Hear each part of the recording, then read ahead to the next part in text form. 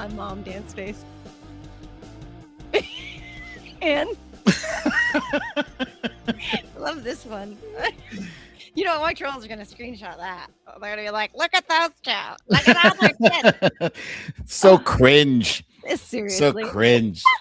Welcome to another episode of the Joe and BDD show. Hello, Majid Padel and my friend Brooklyn Dad Defiant. How are you on this Thursday? Well, hello, Miss Joe of the Jers. I am doing well, thanks. And yourself? Oh, well. The breaking news in my town is that we just had a 5 police car chase through our fair hamlet.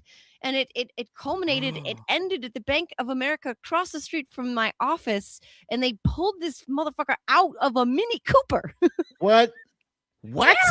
Yeah. Wait. There was a car chase, and the car that was being chased was a Mini Cooper? Yeah.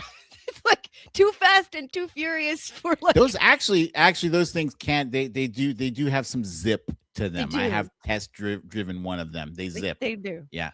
I'm just wondering, like, what did this girl, I think it was a guy. What did he do? Did you not go and investigate?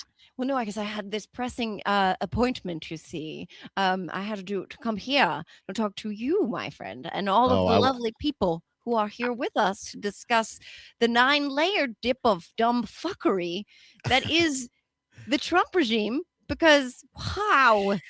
Yesterday alone, man, like I was going to write about Megyn Kelly. I'm still going to put that out tonight because Megyn Kelly had her racist Karen. She's still mad about Bad Bunny. Bad Bunny. She is so arms all waving in her podcast. It belongs to us. It's American football. We should have meatloaf. What is she so mad about? It was great. It was great. It was great. And I'm not just saying that because it was. I'm saying I don't speak Spanish, right? No. And I couldn't understand a word he said other than God bless America, right? Yeah. Because he did say that. Yes, he did. And the list of countries he listed, but the dancing was off the chain, right? Yeah. The set design was impeccable. Shout out to all the grass. Yeah. All the energy, all of the cameos. Lady Gaga was there. Ricky Martin. I was actually more excited about seeing Ricky Martin than I was Lady Gaga. Yeah. It was a really, really cool. I was very entertained. I was up and I was dancing, and I didn't know a word they were saying.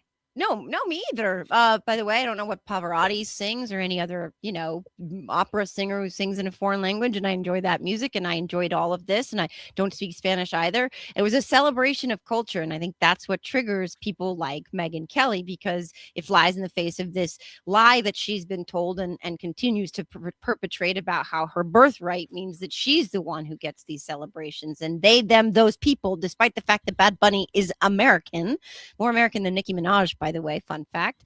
It triggers people because it shakes that narrative, and they don't want to let go of that narrative because that is what they use to justify everything basically that is hateful and bigoted and ugly in their lives. And it's really sad, but that was not sad. That was a celebration of culture, of diversity, of dance, of music, of talent.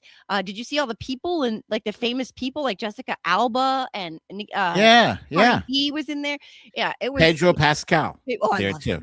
Yeah. A lot of people do. Hot as fuck. The thing I keep wondering about is this, right?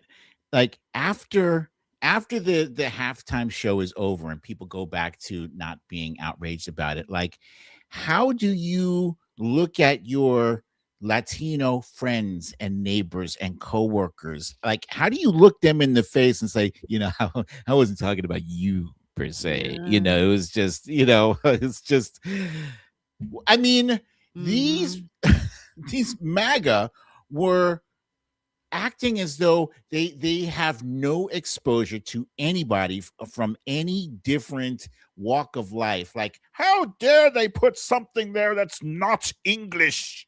It's not they're not speaking American. Like, come on, get a grip, right? As you said, they don't make opera singers singing English, opera singers singing whatever language they sing.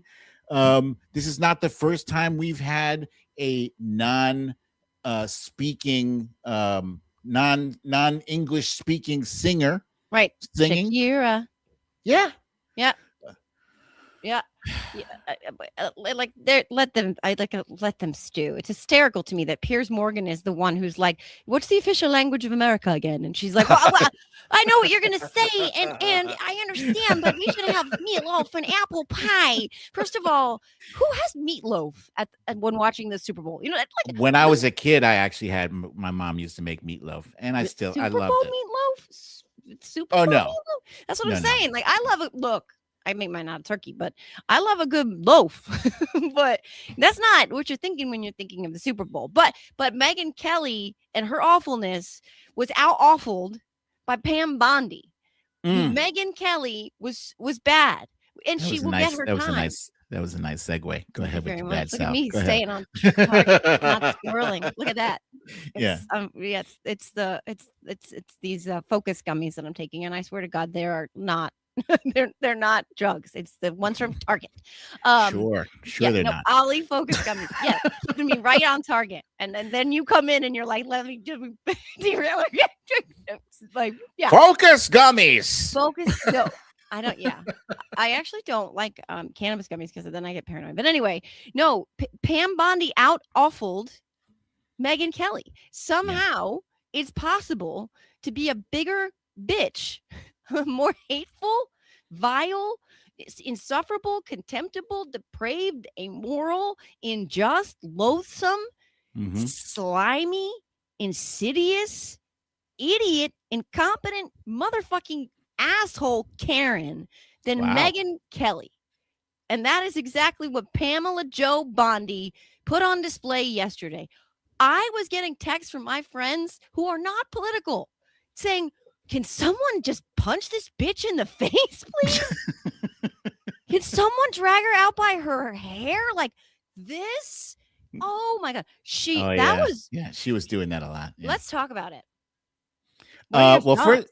first of all, um, that was a great string of negative adjectives that you Thank you. that you used on her. Very very well done. Thank Um, you. that kind of behavior was appalling. I Yeah. think for a lead prosecutor for a U.S. attorney general who is supposed to be setting an example. I mean, it was the most unprofessional, unhinged performance. And obviously, she was performing for an audience of one, which is Correct. Donald Trump. But Yep. any other person in any other position by today would have been fired because that was just it was unbecoming, it was unseemly, it was unfit and unhinged. Yeah. The fact that she was lashing out at people who were just asking her a question. Like, can we for a second just talk about the fact that Pam Bondi and people like her have kind of exposed a huge vulnerability in the congressional hearings model.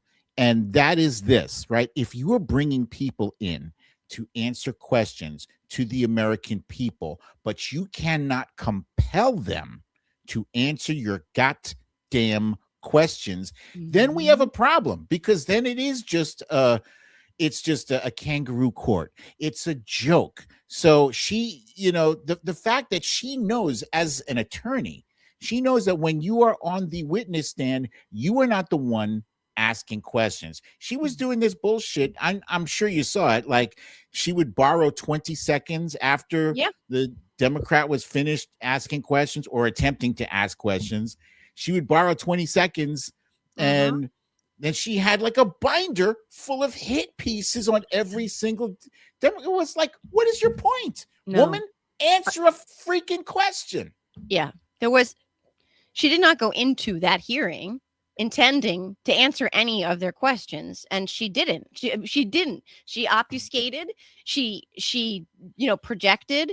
She distracted. She did the what about the whole time. What's that? Mm-hmm. Deflected. She talked about Merrick Garland. He wasn't sitting in that seat. She refused to answer questions. She refused to apologize to the survivors for many things. Least She of wouldn't even look at them. She wouldn't even look at them. In fact, when you look at that, let's watch the video real quick. Let's do that clip first because I want you to watch Pam Bondi's face. As the survivors are standing up and being asked to raise their hand if they ever met with or requested meeting with the Department of Justice or were denied. Sam, can you play that clip first? To the survivors in the room, if you are willing, please stand. And if you are willing, please raise your hands if you have still not been able to meet with this Department of Justice. Please know for the record that every single survivor has raised their hand. Attorney General Bondi, you apologized to the survivors in your opening statement for what they went through at the hands of Jeffrey Epstein. Will you turn to them now and apologize for what your Department of Justice has put them through with the absolutely unacceptable release of the Epstein files and their information? You can't necessarily see Pam's face. Like there's a still shot. I'm going to send it to Sam and maybe we can throw this up and talk about it because it's not just that she won't look at them, which is reprehensible, right? Alone. It's that there are points where she's actually smirking and refusing. And that was there were 2 times that she was asked to address them, to apologize to them, to acknowledge their existence. And neither time would she look at them. And that to me says everything. This has never been about the survivors. She's never given a flying fuck about the survivors. You can't possibly care about the survivors who were children, children who were trafficked, who were abused, who were sodomized, who were raped, who were forced to get other children. Look at her smug, slimy, smarmy, nasty ass face. It's like not just indifference. It's like so fucking what? It's That's what disrespectful. that face is saying. And you can see one of the survivors. I don't know her name, but you can see her face looking in Pam Bondi's direction. They all know. We all know this has never been about the victims. It's never been centered on getting to the truth so that there could be justice. As we saw in that hearing, as we've seen time and time again, as Thomas Massie and others have pointed out, it's about protecting the people who were the perpetrators, the predators, the pedophiles. All of their names and information are redacted. There is an email that they put in the files that the email itself is sent by the lawyer who's representing some of these survivors. And it says, do not put these names out. These names need to be redacted. And what did the Department of Justice do? They put their unredacted names. They put that unredacted email in the Epstein files they released. But they protected. There's privileged information, privileged conversations between Jeffrey Epstein and Ghislaine Maxwell about Donald fucking Trump. And Pam Bondi sat there yesterday with that smirk. Only a monster can sit there like that when we're talking about children. And my skin, my blood boils. Yesterday was hard for just me as a survivor to get through, as a human being, but everybody felt that. I think everybody watching felt that. If you have a heartbeat, you had to feel that. It was absolutely infuriating. Like, let's take, for instance, when she was asked,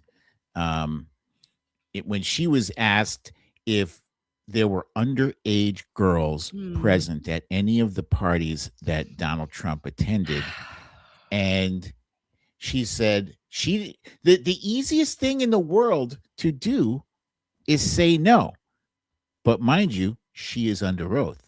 So she didn't say no, which right off the bat, ding, ding, ding, that's a red flag right there. Like, you can't even answer whether or not there were underage girls at a party that Donald Trump attended. So obviously the answer is yes, right? The answer is yes.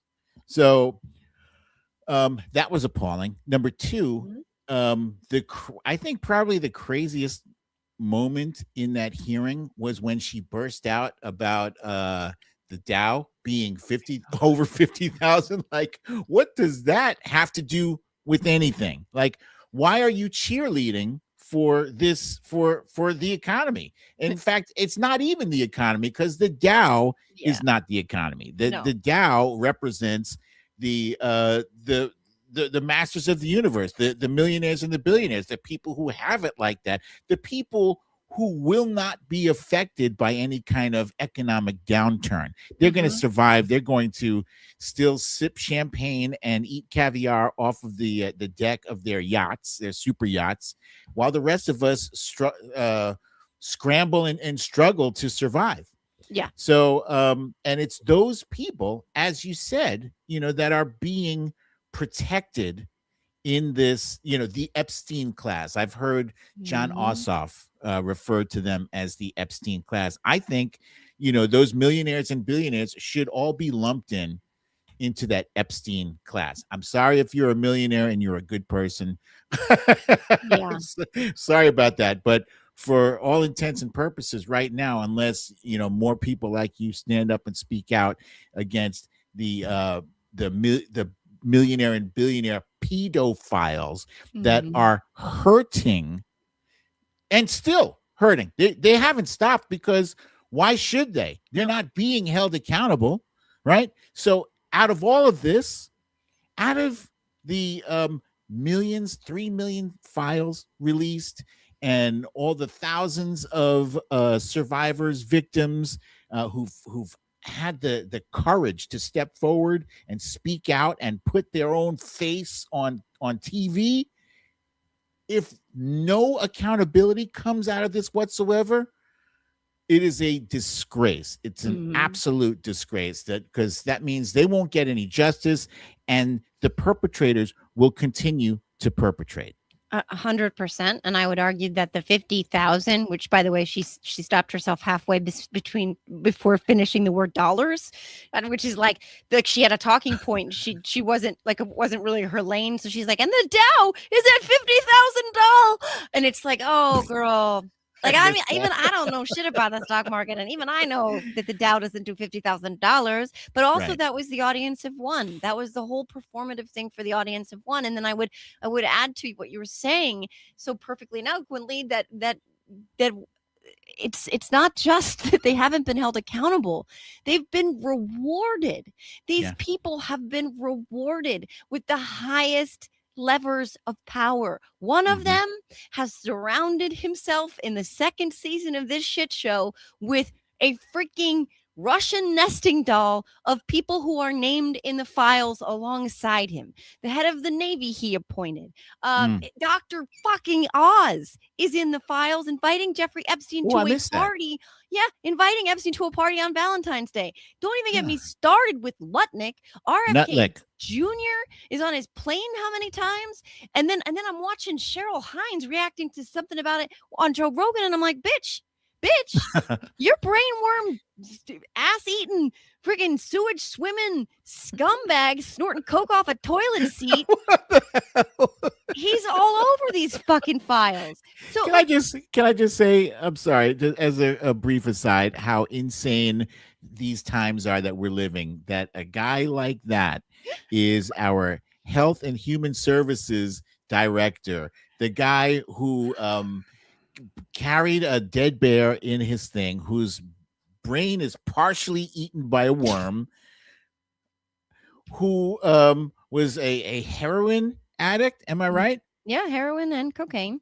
Yeah. And snorting cocaine off of toilet seats. That's our guy. Don't forget the whale he decapitated. So he's like the a whale decapitating, bear dumping, brainworm killing, sewage swimming, yeah. Literal ass eating. He texted that to Olivia Nunn. Like, this is where we are. It's Mad Libs. This is when I sometimes think we're in a simulation, because I'm like, come on. Like, send the writers home already. They're fucking drunk. But let's also Pamela Jo Bondi. She wasn't just smarmy and snide and condescending and belligerent and rude. She's also a fucking liar. So let's play Mm. the clip of Pam Bondi lying under oath. I want to know, were there any underage girls at that party or at any party that Trump attended with Jeffrey Epstein?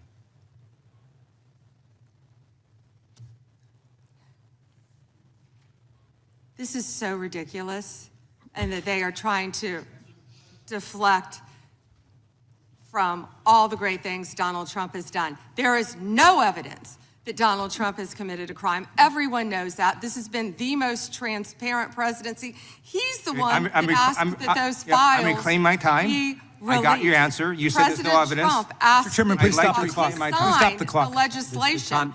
This is Time. this I'd like is to reclaim ridiculous. my time. Time belongs to the He signed the gentleman from legislation. California. Okay. I'm going to put up another document from a witness who called the FBI's National Threat Operations Center because I believe you just lied under oath. There is ample evidence in the Epstein file. Don't you ever accuse me of a crime. I believe you just lied under oath, and this is all on videotape. You said there's no evidence of a crime. I'm showing you. Here is a witness statement who called into the FBI's threat. Mm-hmm. Busted. Ted Lieu killed it, by the way. That was a great line of questioning. And you're right, Loved it. Brooklyn. She couldn't just say no. She couldn't just watch in that delay before she answers, where she slides her hand forward on the table. It's a and long delay.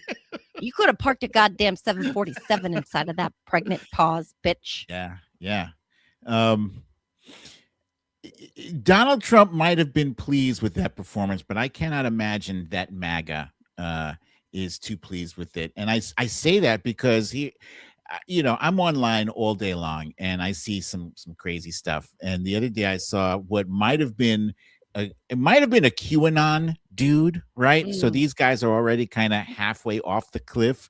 But he was pretty livid at Donald Trump, right? He was like, "We put your ass in office." This dude was going off. And he's like, "What you've done with these Epstein files is a Oh, I saw that. disgrace." I did see Oh, it. you saw that? Yeah, I did. That guy, right? And Yep. I was gonna retweet it, but then I listened to the whole thing, and his message kind of like veered off into like violent stuff, like talking about hanging and like, all right, well, I'm not gonna share that, but I get your point. You're upset, you're pissed, and he should be, and the entirety of America should be. This motherfucker's name is in there 38,000 times. Wait. It's more than what? It's 9. No, it's actually a million. Jamie Raskin said that there are a million mentions. You didn't see 950,000 redactions related to Donald Trump. Jamie Raskin said this once they were able to see the unredacted. He's in there a million times. Oh my God. A fucking Oh my million. God.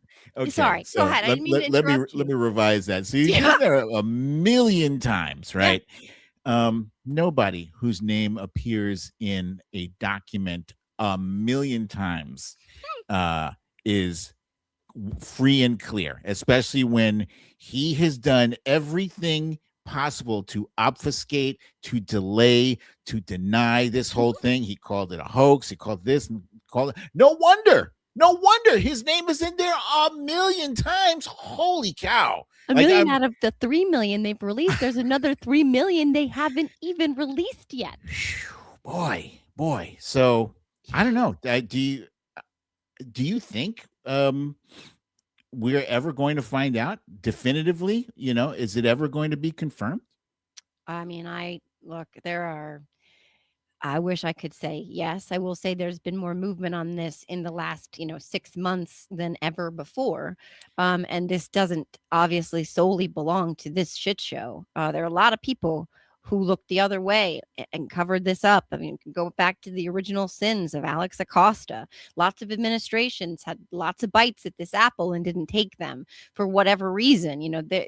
I think we're looking at the very, very tip of the iceberg that should take down the Titanic in this case of these predators and pedophiles. I think what is interesting to me is that what we're seeing in other places, for instance, in England, where we now learn today, my friend Nick Dixon, who works for the British press, was breaking news about what I think we already kind of knew, which is that Queen Elizabeth gave the money to Andrew many years ago, to cover up, to give it to Virginia Giuffre so Ooh. that she would be quiet. It's up to $12 million or 12 million pounds, sorry, that I believe she gave him, but Charles was also involved. This is a The cover up. king. The king. Mm.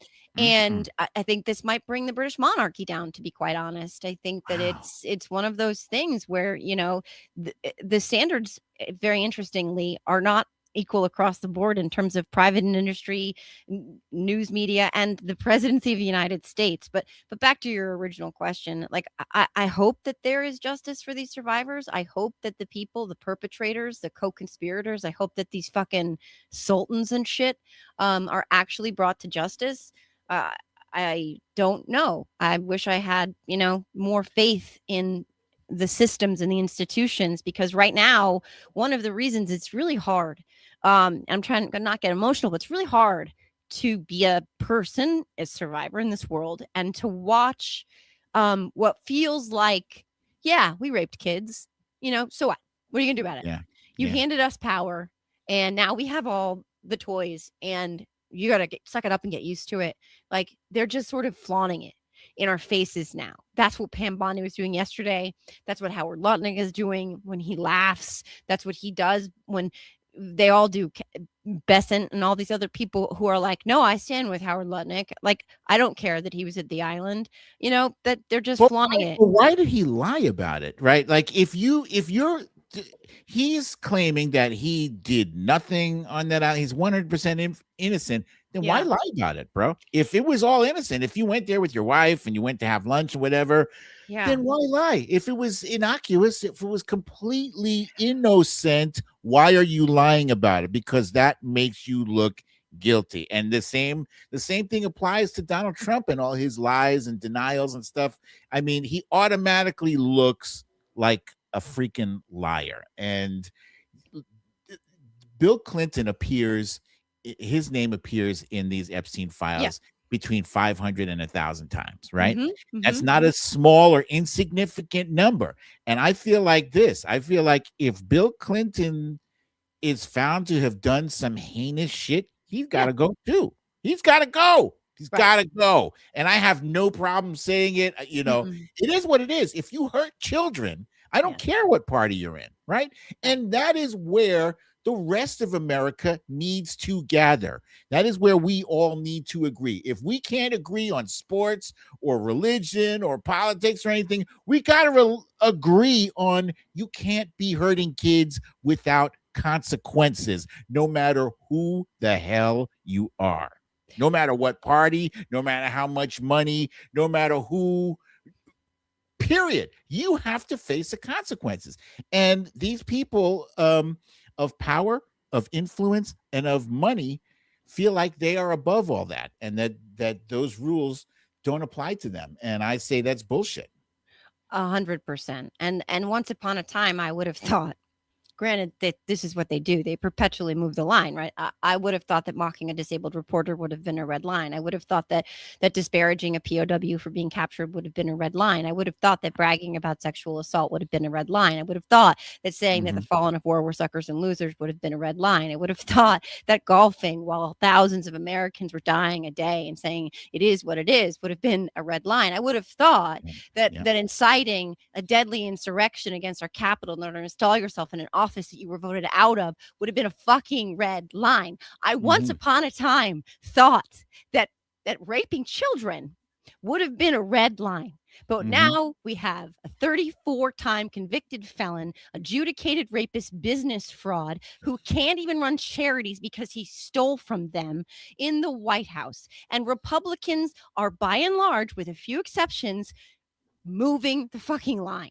And by the way, to the point about January 6th, Sam says Michael Fanone is in the chat. So shout out to Michael Fanone. Hey, Michael Fanone.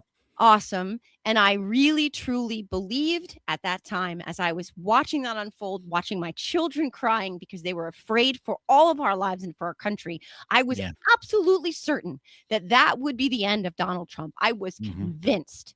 And to be here now and to see heroes like Michael Fanone out there being called, a crisis actor and all this other bullshit, and knowing that all 1,600 of them, so many of whom, by the way, have committed new crimes, including, For ICE. yes, child sex trafficking. One of them, Oh, who I saw pardoned, that. was just indicted on child sex trafficking charges. Shocker. I really and truly believed that January 6th would be the end, and it's Wait, only are you gotten talking about so the much worse. Are you talking about the guy who was doing background checks? No, that's a different child sex trafficker. Yes. I'm sorry, I don't mean to laugh, but Yes. Yeah. like, No, it's a nice. which child sex trafficker are you referring to? Employed by ICE. One would think, well, this one wasn't ICE. He was just a January 6th, like, rabid mob horde, thick neck, mouth breather, troglodyte, who it was just indicted for, raping kids. Because shocker, those were not actually the best of the best. I'm sure a lot of them are ICE agents now, but that ICE agent story is a different one. Yeah, that was the guy who was vetting ICE agents. This guy. Thank you. Yeah. So a lot of these dudes, by the way, think that the pardon that Trump gave them for January 6th covers this stuff too, which is like, just fucking think about it. But then again, for so many of them, child rape is not a red line. But we could go off and on that all day long, because I think one of the problems here is that we are in the middle of what Donald Trump, I will give him credit for this one thing, and I don't give him credit for anything. What he does, what he's always done, is if it's scandalous and they do this little drip piece here, piece there, every day is a new little mini scandal, every day is another one, and then it's just cumulative, and then it becomes sanded down, it becomes sanitized, it becomes normalized, it becomes the kind of thing that, like, they've actually gotten all of us to move along with them, so that the scandals that should have ended any presidency a year ago are in the rear view. And now it's just, these things are just things he does. He just pardons people, and then they just invest $8.7 billion in his Bitcoin. That's just a thing that happens. He just invades foreign countries and kidnaps their leader, and then takes all their oil money. He just kind of does that. He just takes our armada and parks it off the coast of Iran and dangles that carrot. He just kind of does, and it constantly churns along, and we're all there churning with it. And I worry that he's gotten to that point with Epstein now. I pray to God that's not true, but I think that they're like, again, that's why they're standing there going, yeah, what are you going to do about it? That's how it feels to me right now. It's a slow moving coup. Yeah. And they have hey, Primrose Lane, thank you for that kind donation to the show. Thank you for that. They're slowly building a permission structure of awfulness out of all of these infractions, all of the insanity, all of the grift, every single time. Like, I've already run out of, like, if there was a quota, if there was a limit on the amount of times you could say that's the most shameful thing I've seen, I'm already out. I'm all out of shameful things that I've seen, because they've already blown way past the amount of shameful things, like taking down the East Wing to erect some monstrosity that is twice the size of the existing White House that nobody asked for. The money that he's accepting from the Saudis, what was it, $500 million, and a jet from Qatar. I mean, the list goes on and on. That crypto stuff, by the way, it's insane, because you can't even trace that money, right? So somebody drops, $10 million or something onto his crypto coin. It's untraceable. But they know, because he's obviously, if you're dropping $10 million to influence Donald Trump, you're gonna have somebody say, hey, by the way, I put a little something in there for you. All right, buddy. So it is grift off the chain. And I'm old enough to remember when they were mad that Hunter Biden sold a painting for $1 million. Are you kidding me, bro? Yeah. We're in a completely different insane world of no ethics right now, and he's slowly marching us towards what I'm afraid with these midterms coming up and all this nonsense that he's talking about, um, with mail-in ballots, for instance, right? Yeah. He's had a problem with mail-in ballots. He wants to get rid of them. A lot of people use mail-in ballots. A lot. Mhm. Today, Particularly he said, Democrats, by the way. yeah. Yeah. But it's not just Democrats, it's No. Republicans too. He's going to Mhm. be disenfranchising a whole lot of people if he's allowed to pull the trigger on something like that. He said earlier today that no other country uses mail-in ballots. That is a lie. You There did are lie. dozens Mm. of countries that use mail-in ballots. What the hell is he on about? Lying, right? Oh, we have a clip, right, Sam? Confirmation, U.S. citizenship. That's about a 99% one with Republicans, about 86% with Democrats, except Democrat politicians because they cheat on elections. And then you have no mail-in ballots. And it would be no mail-in ballots, very important. We're the only country in the world that does a system like we do. We're the only country in the world that has mail-in ballots. The way we do this is unbelievable. Joe, Yeah. why is he trying to stop so many people from participating in our democracy? Mr. Carter, I know this one. Go ahead. Because he knows he's gonna lose.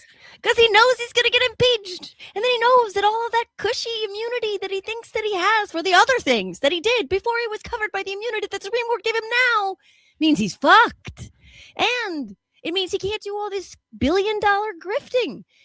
And he knows that he's going to die in a prison cell that's made of mirrors where he has to look at himself without his hair and makeup. And there's one lone window and it stares at a wind farm. And that wind farm is downwind from a McDonald's where all it does 24/7 is blast the smell of French fries. His fat, saggy, senile, stupid ass can't eat. And he knows the writing is on the wall, my friend. He fucking knows. I'm sorry. That would be the perfect punishment. I have not given this an ounce of thought. Oh, that would be the perfect thing. Just let that smell waft into his window. Let him eat his heart out on that. All day, and it's just a wind farm, and you can hear the blades spinning, Clarice. Let them be like noisy, creaky wind farm fans too. Oh, that'd be perfect. But every Sunday he gets a special treat, which is an audio played on a loop of Hillary Clinton laughing at him. That's it. That's it. That's all it is. And he has to look at himself without hair, without bronzer, without all of the trimmings, without the girdle and the diaper and the lifts in his shoes. And he has to look at himself all day long and smell French fries he can't eat. That's all I want. But that's why, my friend, that's why he is trying with everything that he is a caged animal who knows that it is game over.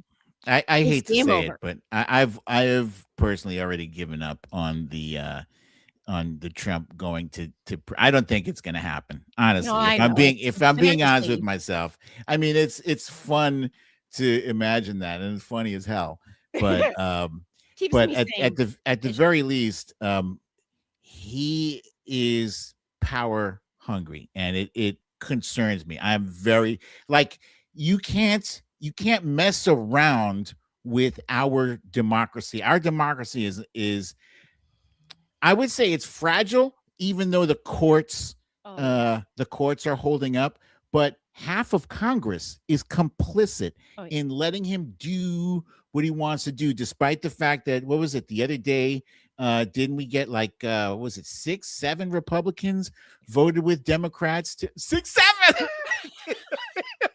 Sorry.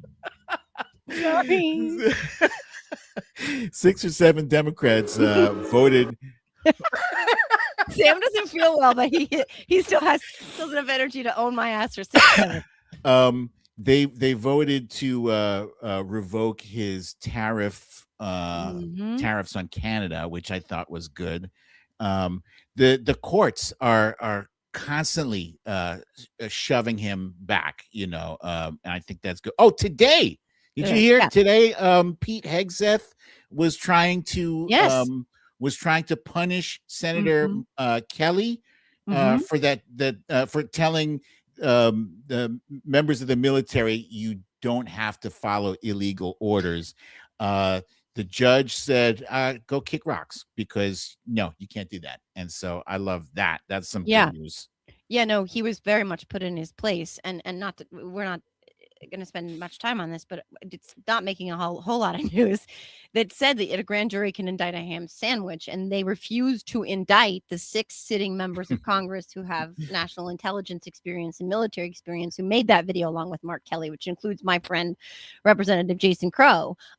They tried to indict them for imploring fellow members of the military not to follow unlawful orders, which, by the way, is something they swore an oath to uphold. Right. Yeah. So for that, they tried to indict them under like a sedition act, I think. Pete Hegseth himself is on video saying verbatim what these people said in the video. It boggles the mind, but it does.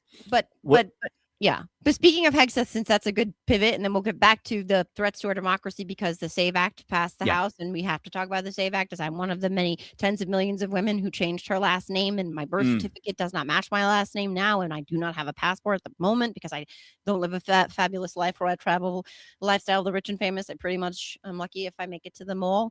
But speaking of Hegseth, because to me, we could use, I mean, it's a laugh, right? But like nobody died, which is where we are now. Yeah, but Pete Hegseth, this was something that that developed in the last couple of days. I'm sure people saw that El Paso's airspace was, like, we woke up to this news yesterday. It was like, El Paso's airspace is closed for 10 days for a national security thing. And everybody's like, wait, what? Right. So here we are. It's a great picture. Yeah, Sam, could you actually want to put up my tweet? Do you have it so I can read it in my own voice? Because read it in the other Joe voice. Southern Joe's voice. Yeah. You want Becky Sue? Yeah, okay, yeah. Sam, do you have that? I'm gonna send it to you. I'm gonna send it to Sam. I'm gonna copy it and paste it, Sam. I'm gonna put it here in our chat. So Becky Sue has not made an appearance in a while. She's been busy, probably not loving pedophiles, but she's even cut off her own cousin, and she hasn't been dating much. But I sent it to Sam, and so, but anyway, if you did see that the airspace was shut down for 10 days and nobody knew why, here's what happened. The Department of Defense has this new laser system that is anti-drone, right? And they've been wanting to run tests on it. They hadn't been able to run tests on it yet. They were going to schedule tests on it, but of course the weekend weatherman, pundit, diner attendee Pete Hegseth is, not an adult and probably drunk, and so somebody said to him, hey, there's these drones, they're under attack in Texas, and there's an army of drones in the sky, and we should use this laser. So he lends it to DHS, and then DHS shoots this freaking laser into the sky. And it wasn't drones, friends. It was not drones. Here, I'm going to read it. So Pete Hegseth used an untested laser system powerful enough to down drones, blind pilots, and damage planes without notifying the FAA, forcing Sean Duffy to shut down airspace over El Paso, all because they thought we were under attack by what turned out to be party balloons. They were party balloons. They were Mylar balloons. Yeah, that's right. So this thing, it is a 9-layer dip of dumb fuckery. Truly. You've got, and by the way, it gets even better because you got Hegseth loaning it to Noam, and then you got Duffy trying to clean up for Hegseth and Noam, and emergency shutting down airspace because, fun fact, that those lasers, they're powerful enough to blind pilots and take down aircraft, right? Oh my and Lord. They launched it into civilian airspace. And then what could go wrong? And then Pam Bondi. So now we've got, right? Let's do all the letters. DOD, Homeland Security, And then we have the FAA, all the letters. And then the Yeah. DOJ comes in, and at the hearing yesterday, she cites the fact that they downed drones over Dumbass. Texas as proof positive of their success in stopping cartel crime. We've never seen a more. I mean, if I were one of the United States adversaries, I'd be laughing my ass off right about now. You know, I mean, this is. I've never seen the United States looked more inept and more buffoonish as it looks right now. We look like a Keystone Cops and an old Keystone Cops video. Yeah. Hey, but at least there's no beardos and fatties. and dudes in dresses, because that's happening every day. But at least he needs a new also speech, by the way. That he's repeated that same speech at least 50 times in the past year. I was talking to a friend of mine today about how so much of this feels like tyranny of like just the insecure, like loser dudes, right? Like there's so much of this is just an inferiority complex temper tantrum that people like Hegseth, who, I don't think he served in combat. Did he serve in combat? I'm pretty sure he didn't. I don't know. I know JD Vance didn't like serve on the front lines. He worked as a I don't even know, in like a journalism or something. I think he put out a newsletter or some shit. But look at all of them. And I call it tyranny of the unfuckable. It's a confederacy of dunces, which is a book, by the way. It's a hilarious book. Oh, well, yeah. John Kennedy O'Toole. Love that book. It really is. And like, they're all trying to overcompensate for their own inferiority complexes. Like, you don't need to do push-ups and kettlebell swings and pull-ups all the time when you're talking about uber masculinity, when you also have a budget for makeup and hair. Like, you know what I mean? And I think so much of it is them overcompensating, but trying to like seek some sort of revenge to self-soothe. And I talk about them being broken all the time, and it's so true, but like, they're just so weird, man. They're just so weird. And this other part we can jump back to this because it is important to disenfranchise women and to make sure to keep women under their thumbs, to drag us backwards in time. This SAVE Act is no bullshit, because this will disenfranchise tens of millions, up to 70 million women who are like me. And there's not just, I'm not in the weeds on this fully, but it's not just the name thing. There's a shit ton of stuff in the SAVE Act that is designed to save Republicans' asses, because they know what they're up against. 31-point swings, 37-point swings, mayoralships, governorships, small House seats, small Senate seats that they are losing by and large in places they never expected. Louisiana, Oklahoma. Right? Texas. They know they know the writing's on the wall, and they will do whatever they can to cheat. They will do. Oh, Sam has a clip of a member of Congress explaining the impact of the SAVE Act. So let's do that. Who it will hurt. More than 140 million Americans don't have a passport, including Republicans, by the way. As many as 69 million women who follow the traditional practice of changing their name after marriage do not have a birth certificate that matches their legal name. Republicans know this and want to use that misinformation to block them from voting. This bill would eliminate the voter registration methods over 90% of Americans rely on, including online, mail-in, and DMV registration. In rural areas, Americans would be forced to drive 7 or 8 hours round trip just to show documents, and they would have to do it every single time they move. When Kansas tried a similar law, 32,000 eligible citizens were blocked from registering. 0 non-citizens were found because election officials had already verified their eligibility. Republicans call this voter ID. This is voter suppression. Yeah. Here's the thing that irritates, that Donald Trump said that Democrats are always cheating, which, you know what, that's right out of the book of every accusation is a confession, because here you are trying to mess with our elections. You're threatening to have ICE at our polling stations. Oh, that's our that's our dog. Somebody at the door. Um, ICE at our polling stations. You want to force people to have to get you know how difficult it is to get a passport? I know, because I first of all, I didn't have a passport until I was way into my 30s, and most people just they don't, They right? don't. And you need, in order to get the passport, you need all of this other documentation that people don't already have, like the birth certificate. If you're going to get your birth certificate, you got to take a day off of work to go to go and get that. And then you need a whole another set of information to get that birth certificate.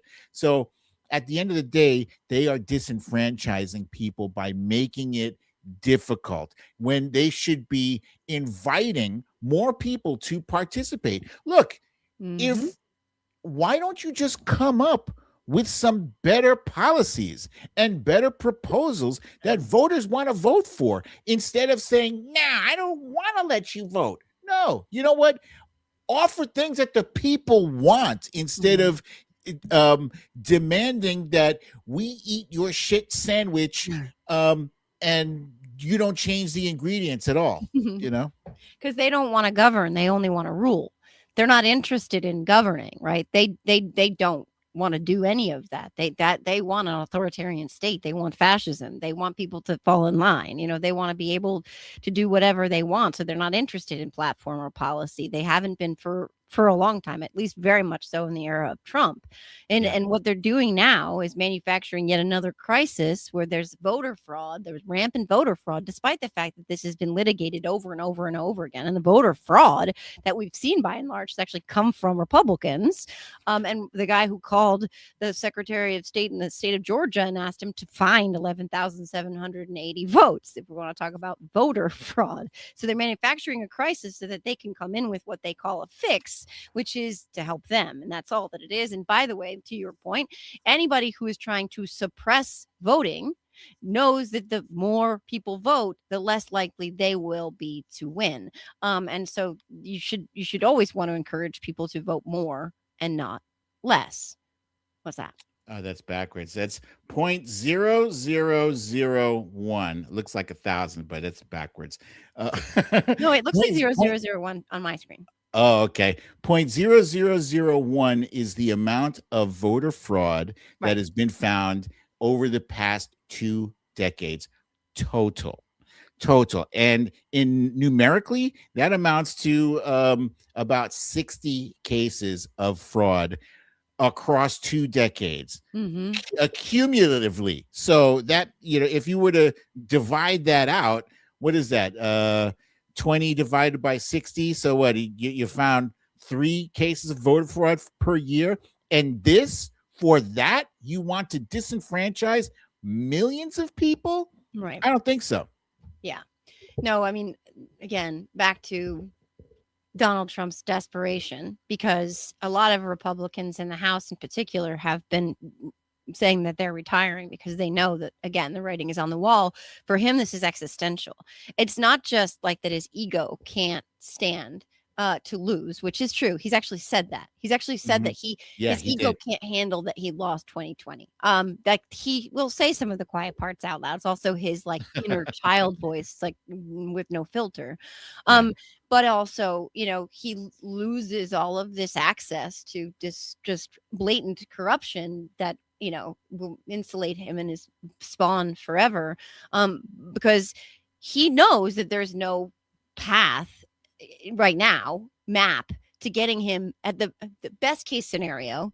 He's going to get the Senate. He's going to hold the Senate. Best case scenario. There's really no math that shows them holding the House. Like I literally just saw somebody saying that the Senate is up for grabs, actually. Well, Harry Enton said even more, that he went further, that the math is starting to favor the Democrats, actually. I mean, there's a lot of races in places like Maine where there's flippable seat. We got a flippable seat in North Carolina. We have a flippable seat in Alaska. There are lots of places to make up ground, and Republicans are historically unpopular. So Donald Trump, knowing all of those things and knowing how existential it is for him to stay in power, he will do anything. He will do anything. He has already seized the voter data from the Fulton County election offices. We don't know what the fuck he's going to do with that. And of course, he's got, friggin' Pam Bondi, basically mob boss, nice little state you have here in Minnesota, telling them if they give the DOJ their voter rolls and all this sensitive voter information, that they'll take ICE out, which they are doing anyway. So Supposedly, I'll believe it when I see it. I'll believe it when I see it too. We heard the news today that ICE is beating a hasty retreat out of Minnesota, and I want to say to our Minnesotan friends and brothers and sisters out there, you guys held it down, and I can't even begin to tell you guys how proud I am of how you held it together, because your state and Minneapolis, your city, were under siege by hostile, aggressive thugs, masked and armed thugs who came and they killed some of your neighbors. They kidnapped a bunch of your neighbors. They pepper sprayed you. They pushed you and shoved you. They attacked you. And what did you do? You stood strong. You stood strong together. You blew your whistles. I love every time you watch one of those Minneapolis videos, all you can hear is the whistles. Man, you guys showed the blueprint for the rest of America how to resist. Much respect to you. Much respect.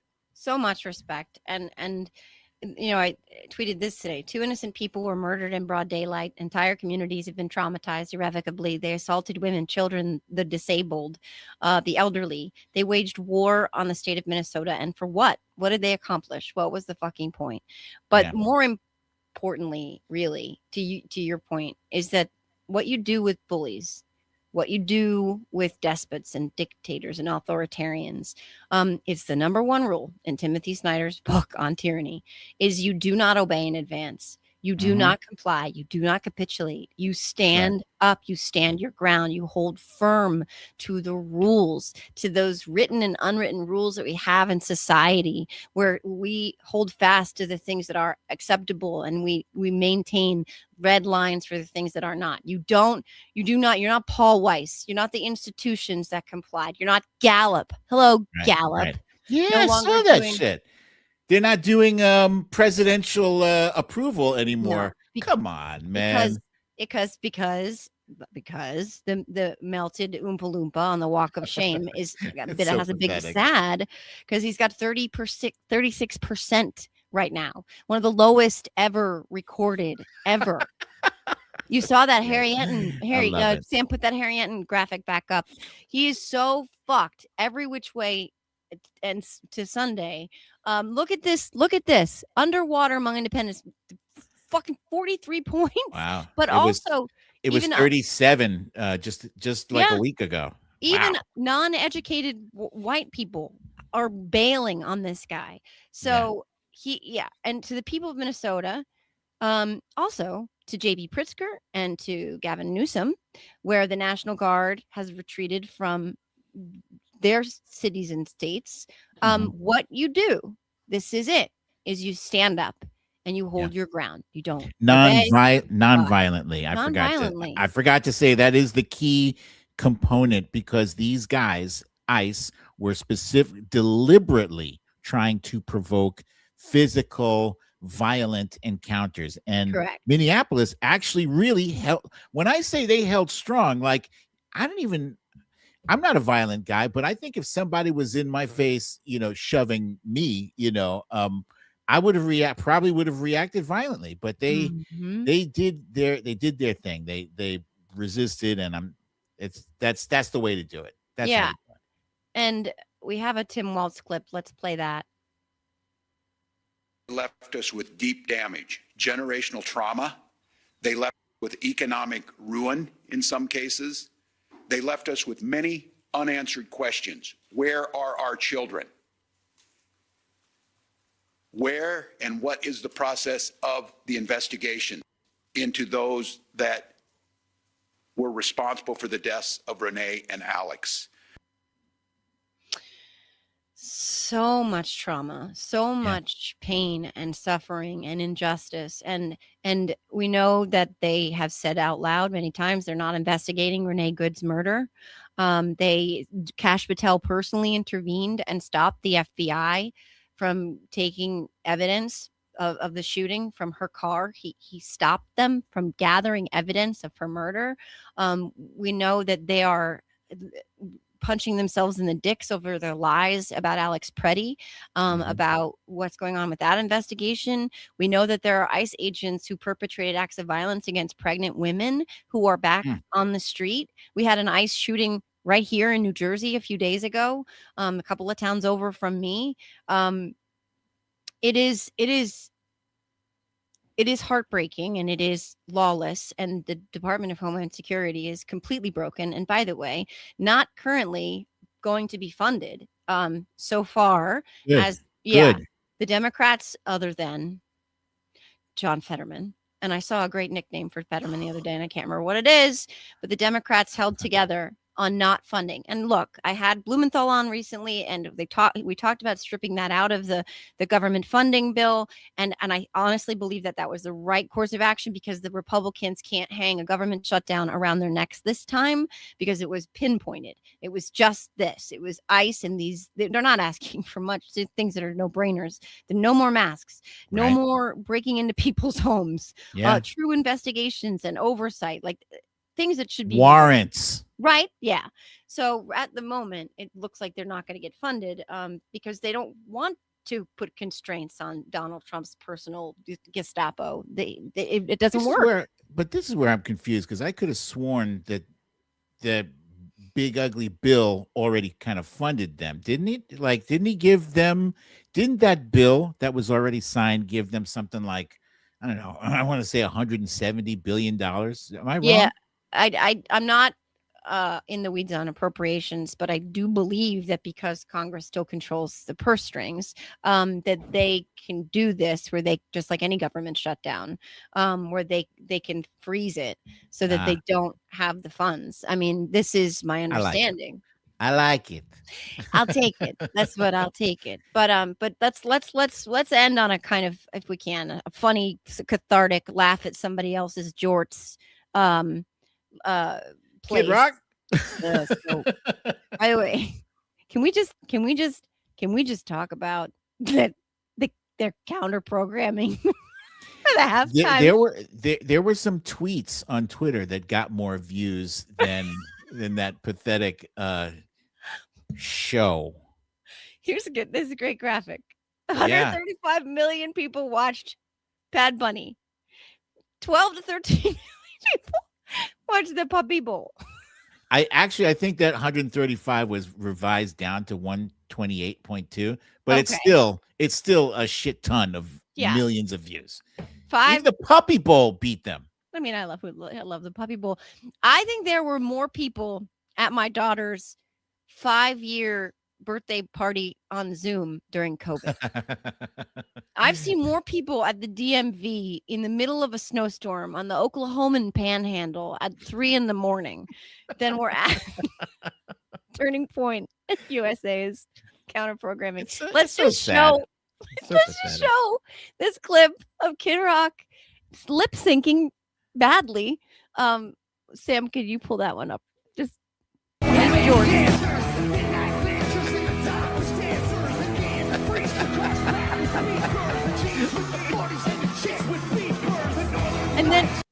And then like George Costanza, after he gets out of the pool, Sam, do you have the clip of his excuse for that snafu with his? Did he forget the words to the song? My halftime performance was pre-recorded, by the way, because they called them out on that. But performed live, no lip syncing like the haters and fake news are trying to report. Wait, what? When they sing Pre-recorded but performed live? I don't understand that. when they synced the cameras to my performance on Bawataba, I don't know what that is. It did not line up as I explained in this video. Yeah. Bullshit, Okay. dude. Yeah. We saw what we saw. Yeah. That makes sense. That makes sense. Sure. Oh my God. Kid Sure. Rock's last hit is Old Enough to Rent a Car. Okay. Can we just be real for a moment? Such small dick energy coming from that whole pile of dicks, right? That's it. That Tyranny that of is it. small dick energy. Yeah. That's what it is. God, you're triggered by the fact that an incredibly successful recording artist who happens to sing in Spanish is singing before a football game that you need a safe space circle jerk to feel important. And you need to get this guy who is he's barely even famous anymore. He's basically the Chachi of rock and roll. Okay. Yes. Who's the Chachi? That's actually a very good. Yeah, that's perfect. That is perfect. Was he even? Wait, did he even rise to Chachi heights? I don't even think he ever did. I mean, there are one-hit wonders in rock who have sold better than he has. You know that song? Oh, it's magic. I bet you those people have more record sales than Kid Rock. I haven't looked. Who are those people? Does anybody know? I know that song, but he's not Bob Seger. Oh Lord, is he not Bob Seger? And I have had some debates with a friend of mine who does not think that Bob Seger is all that, and I do. I love Bob Seger. I think Bob Seger's voice is magic. Do you remember? Do you remember the song 99 Luftballons? Yeah, 99 Luftballons. Yeah, right. 100% in German. No English in that song. No. How about La Bamba? Right. 100% in Spanish, right? Hey Macarena, also in Spanish, right? Yeah. These are songs that what was that? Der Kommissar. Do you remember? You don't remember yeah. Right? No Kommissar. Yeah. So many songs performed not in English that have charted, not just top 20, like top 5. Yeah. But, again, small dick energy. You know what? These things should not trigger you. It's just so small and ridiculous. But I enjoy laughing at them because that's the other thing you do with bullies and authoritarians is you mock them. They don't like it. They really, really don't like it because you expose that the emperor is not wearing any clothes when he very much needs the masses to believe that he is the most perfectly dressed person there is. So when you point out that he's naked, they don't like it. So we have to keep doing that whenever possible. It's really one of the challenges of this moment to just live a normal life, try and watch a show or get addicted to Animal Crossing, which I have at 51 years of age. But it's hard to manage all of this because it's so dark. I mean, we have kids in Dilley Detention Center who are threatening to kill themselves because they've been imprisoned. One girl was taken coming to visit her mom on her way to go to Disney World. She's been there for 113 days. They're snatching up all of these massive warehouses that can hold up to 9,500 people. And there are people in these detention centers, concentration camps right now who don't have access to sanitation. They have maggots in their food. They don't have access to healthcare. They can't get their medication. They are piled up on top of each other and given diapers to go to the bathroom. That's happening in this country right now. And it's really hard to be a human being here in America. And by the way, shout out also to our Olympians who are killing it, but also when faced with these difficult questions about whether or not they represent the United States, they are navigating that by saying, I don't represent everything about the United States. There are certain things that I do not agree with, and they didn't sign up to represent all of that. It's hard to manage all these things at once. It's hard to live a regular life. Not a controversial statement at all. I thought there was one guy in particular. I want to say his name was Hunter. Hunter Hess, Hunter Hess. That dude was just about as laid back as you can possibly be. He kind of sounded like he had just smoked a spliff, Yeah. But he was also saying, look, I love the people in America. I don't necessarily like I don't necessarily support everything that is being done under my flag. And I think, hey, he's not a radical left-wing Antifa, he's just a guy expressing his opinion. And that, my friends, is the essence of being America. If you're American and you have the audacity to insist that nobody can criticize your country, then you're a jackass and you're an idiot. And that is the most un-American thing you can possibly say, because in our DNA, in the DNA of America, is protest, is saying we're not going to stand for this. Ever heard of the Revolutionary War? That was the biggest fucking protest in history, right? Yeah. So yeah, get a grip on yourselves. Your orange twat king, he criticizes America all the time while he's overseas, while he's here. So come on, rules for thee, but not for me. Come on, get out of here with that bullshit. Criticize away. Amen. Amen. Amen. And loving something means that you want it to be the best version of itself that it can be. And this is an imperfect union. We are and have been, hopefully, striving. The last year is not indicative of this. Striving. Oh, we do have the clip of Hunter. Let me finish this one thing, Sam, real quick. Striving towards perfecting that union, right? And one of the ways that you do that, it is absolutely the embodiment of being an American, is to say, I love it enough to criticize it because I want it to be its best self, but I recognize where it is imperfect. And when we recognize those imperfections, then we can actually work towards changing them. And this is what Hunter has said, because he's actually responded, because what he got in response to what you're about to play was attack from Megyn Kelly and Jesse Waters, but Donald Trump used the largest platform arguably in the world to call him a loser who doesn't love America for this. Brings up mixed emotions to represent the U.S. right now, I think. It's a little hard. There's obviously a lot going on that I'm not the biggest fan of, and I think a lot of people aren't. If it aligns with my moral values, I feel like I'm representing it. Just because I'm wearing the flag doesn't mean I represent everything that's going on in the U.S. So yeah, I just kind of want to do it for my friends and my family and the people that support me getting here. That's perfect.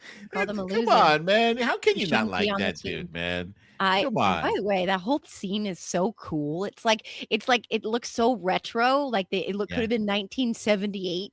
You know what I mean? But it's in like high def, and it's like an updated. But it's also giving Star Wars energy, like A New Hope Star Wars. I don't know, or like maybe even Empire, like Hoth kind of situation. I don't know. It's giving all the cool vibes, and he's hot and whatever. And that mustache next to him. He's 37. I mean, I could be his mom, but whatever. Yeah, but like, I'm proud of them. And we had whoever ever had on their dystopian bingo card that curlers would be like the first line of defense and against. Wait, is he a curler? No, he's a freestyle skier. There was a curler who came out. I saw the curler too. Yeah. Yes, they say the meek shall inherit the earth. He's a curler. But I guess we should probably let everybody go. And do you have any closing thoughts before we do? Yeah, I want to say, don't drop your guard, even though they say, I'm talking to Minnesota, Minneapolis, etc. Even though they say that they're pulling out, I have heard that they were trying to infiltrate in disguise, right? So they're like some of them are not going to be wearing their ICE gear. So they're undercover, whatever. Just keep your head on a swivel, keep your eyes open. Don't put your whistles away in the drawers yet. Stay frosty and keep recording. You are saving lives.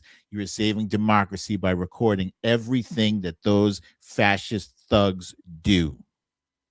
Thank you. I completely agree. And my closing statement will be in response to one of the fucking asshole trolls who every now and then I need to bop one in the nose. Just need to do it.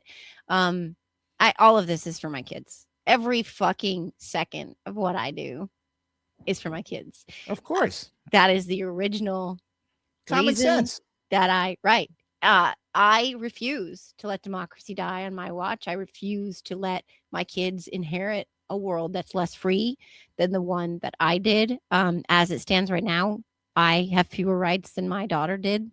My daughter has fewer rights than I did at her age. And my kids are the centerpiece of my life, but they are also my why. They will always be my why. And it's not That's just my right. kids, it's everyone's kids. Yeah.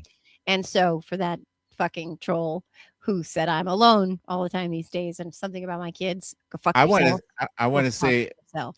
I just want to also mention that, like, I'm seeing like this one particular troll in the chat, like they are like posting furiously, which actually little did they know, Yeah. like the more you post in our chat, by the way, that actually helps our algorithm.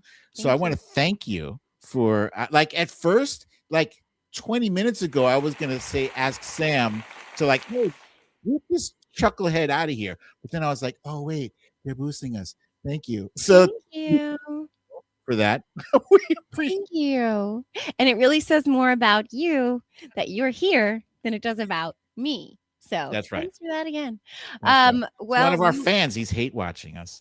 I'll take seriously, it. probably I'll take God knows he's probably hate jerking. He's probably in his mommy's He is basement right now. with a bottle of Lubriderm. It's like just Because look, as soon as I said that, he stopped posting. yeah. Well, he's got to get the lotion off his.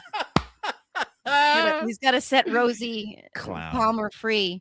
Well, with that, we love everybody other than the assholes and the trolls in the chat. But hey, you know what? The big tent, and we are grateful for all of you. I am grateful for Sam, who is not feeling well and still showed up to do the work. I am grateful for Brooklyn Dad Defiant, Majid Padelin. I'm grateful for all my fellow contributors at the Siren Network. What do you got working this week before we say goodbye?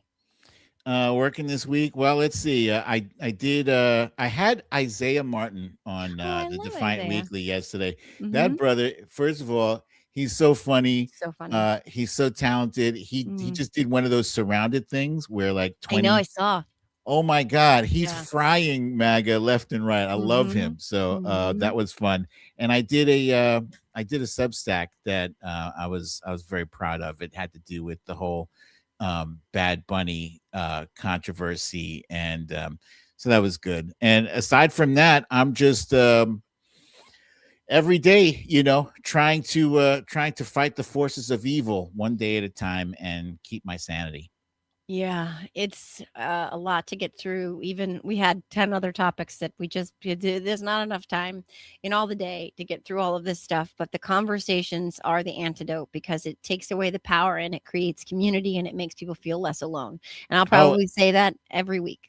And big props to Sam, by the way, for like he was pulling clips that we didn't even discuss ahead of time, right? Like that Hunter Hess thing. He was like, here you go, boom. Yeah, no, Sam is cool. Really amazing. Yeah, he's giving himself a round of applause. And he's sick. He's sick. Yes, and he's Love sick. him. Yeah. Yeah. All right. Well, for me, I have a new show that we launched on the Siren Network. Oh. Yeah, that launched on Tuesday with our dear friend Tara Setmayer.